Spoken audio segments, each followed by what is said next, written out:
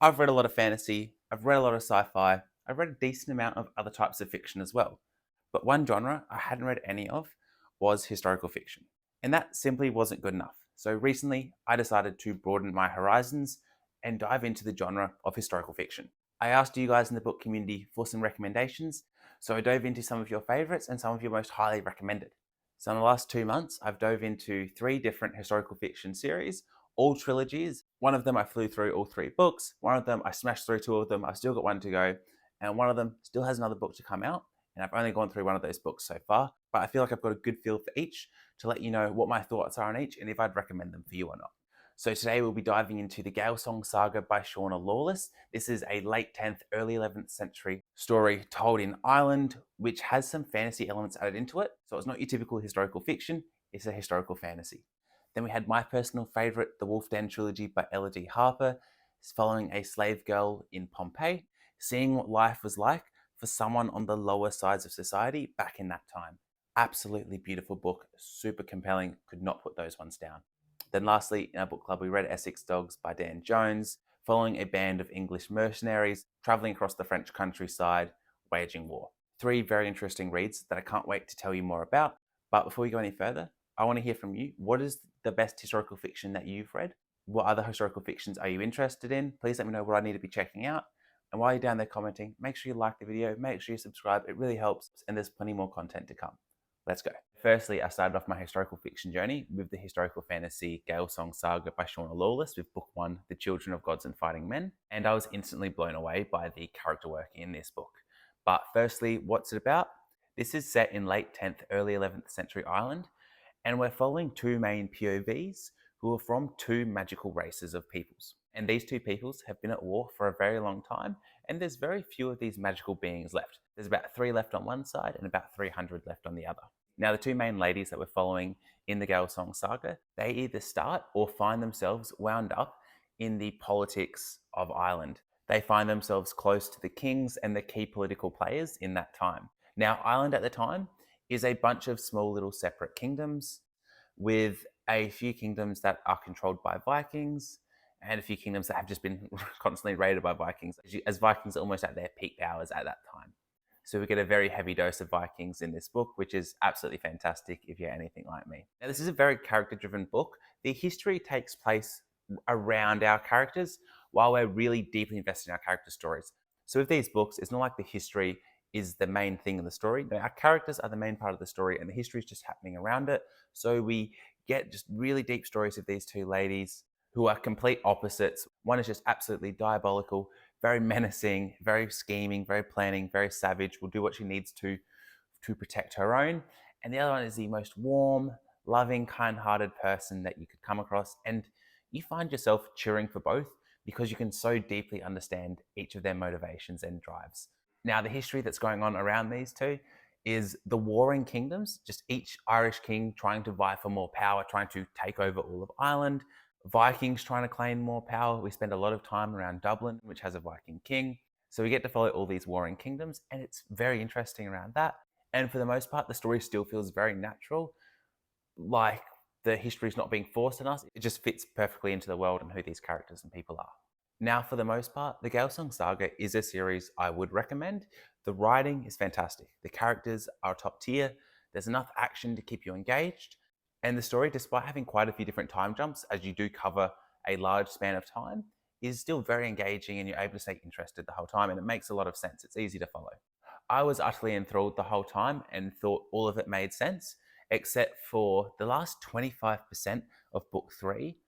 A lot of things happen, but not a lot gets wrapped up, which left me a little bit disappointed because I was fully engaged in all of these characters, the 2 main POVs, but there's a bunch of side characters that I was also wound up in. And I just found in that last little 25% of book 3, so everything else was fantastic, just a few things happened where our characters just went off the rails a bit. And, some of the things may make sense. Some of the things just seemed a little bit unfair. And then Shawna didn't exactly wrap a lot of things up at the end. She kind of wrapped up like the history a little bit, but all the character stories were left open-ended as she's going to be returning to this world and writing. So I'm not sure how much of a trilogy this really is. Yes, it's a completed trilogy, but there's going to be more. So I'm kind of happy about this one, kind of not. Overall, I think the series is worth reading if you like something like The Last Kingdom and you're looking for that in a book and that sort of feeling. Fantastic characters, fantastic writing, easy to read, just a little bit of a disappointing ending.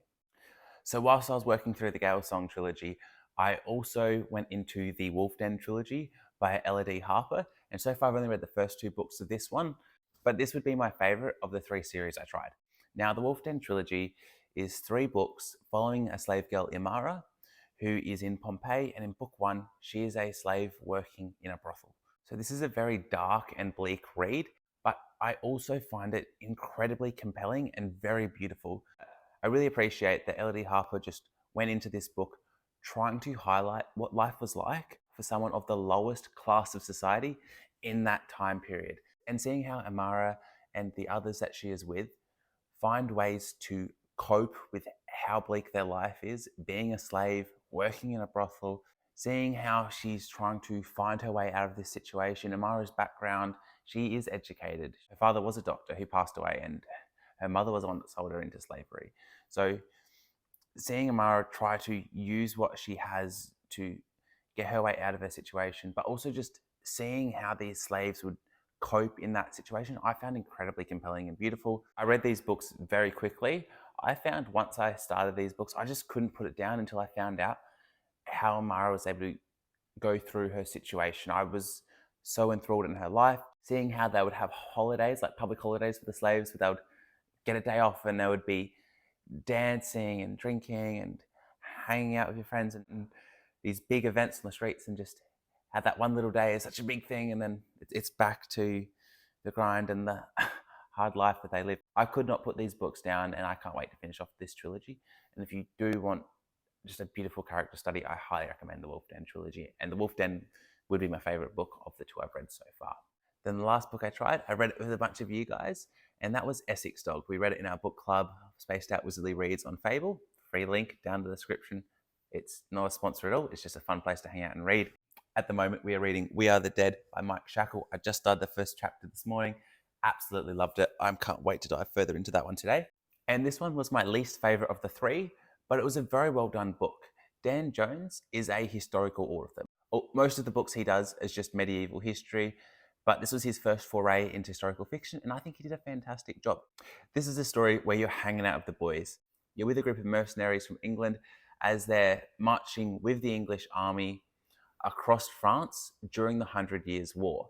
So this book starts with a marching at Normandy, which definitely had me hooked from the beginning. Dan Jones does a great job in this book capturing what it was like to be invading a land, to be marching through someone else's countryside with just a bunch of other soldiers. So you get a look at the harsh realities of war, what it's like to be on the ground, be one of the boys, be one of the boys. And this book is gritty, it's real. I didn't feel a deep investment in any particular character. Like, the character work was good, just not great. And when I'm comparing it to the two other historical fictions I've read, it's just not at that same level on the character work. But the grittiness, the realness, it was all there. The book flowed along nicely. I didn't feel I was too invested in the story because I didn't feel like we had much of a story to grip into. We're just going further and further into someone's land, and I just wasn't invested in someone's side. And I think a lot of us in the book club found that it was good. There was nothing wrong with the book. We were able to get into it. We were able to understand what was going on. We felt a realness. We felt part of the countryside. But there just wasn't that compelling story element to drag us further in. But it's definitely worth reading if you are looking for that warband, hanging out with the boys sort of thing. Very gritty sort of fantasy, very gritty sort of series. And this one is a trilogy with the third book along the way. The second book's out, The Wolves of Winter. You can read that now. I will check that one out eventually. That's just not a top priority for me. But with that has been my foray into historical fiction. Please let me know if you've read any of these books and what you thought. And what historical fiction should I try next? I think some Bernard Cornwell is on the list for me. I need to check out Ken Follett. Who else did I get onto? Please let me know. I'm going to check out Giles Kristen as well. And that's it from me today, guys. Have a fantastic day.